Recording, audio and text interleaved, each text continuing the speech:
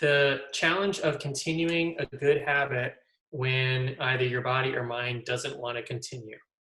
I had a personal experience these last couple of weeks. So because we don't have like a specific example or detailed question on your question, that's why I use my example as to answer the question. So last year I'm a runner, and it goes in cycles. Like one year I'm not a runner, and then the other year I sign up for half marathon and I train. And so last year I thought I want to pick up running again more regularly, like 30 minutes 3 times a week or something. And then I made myself accountable by signing up for a half marathon, fingers crossed, end of June in Glacier National Park. We'll see what happens. So, but I did that because I wanted to get back in the habit. And I love to travel, and I love to explore, new things in the US. But I didn't think of, at a certain point, my training will, increase, and I will have to run an hour and a half, an hour and 50, and so on. So I'm at this point, I'm at week 13, and I'm starting to I'm supposed to do 3 runs in a week, and now it takes me a week and a half to get my 3 runs in. Of course, I have time, I would be finished earlier. And so that's where awareness comes in, and why I'm so passionate about awareness and self-awareness, why this is so important. If I didn't have such a high level of awareness and self-awareness, I wouldn't think much about it, beat myself up, why I'm not, getting my 3 runs in 1 week. So I sit with it and I think about that, because I love human behavior, and I'm my own experiment, right? And so I think about it, I said, what's going on with this? And as I'm, a habits expert, and I love everything about it, I'm thinking, why am I not doing my continuum? Why is this taking me so long?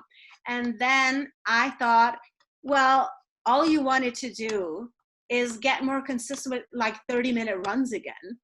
And now it's taking me so much time that I'm not even I'm dreading, I'm not doing it, and it takes me longer. So yesterday I said, walk your talk. You tell that doing something is better than doing nothing, because in my brain, it didn't count that I was going to do a 10-minute run, because I had to do an hour and 20 minutes. So my brain said, well, you better do nothing, because you're not going to do the hour and 20.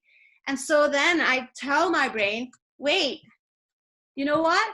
I'm going to do 20 minutes. It's better to do something than nothing. And so yesterday I did, 3 reps around the circle here. So that was 23 minutes.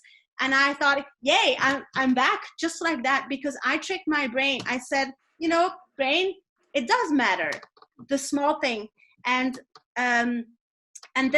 now I'm back at it, and I'm going to do it, and I'm going to do my long runs. It was just getting overwhelming. And I thought, you can do a small run. You're allowed. It's still a run, right? And here comes the law of conservation of energy is interesting, where this one comes in, and why I always say consistency is more important over intensity.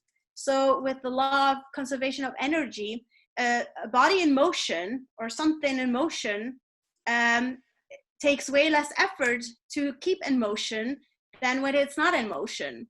So that's why consistency is so important, more important than intensity.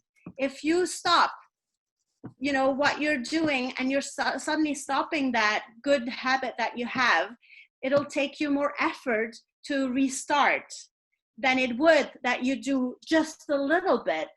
Just put on your running shoes and, do 1 lap. And then, next day, more and more, it'll take you more energy to start again over than it would be that you do a little bit less, but you still keep going.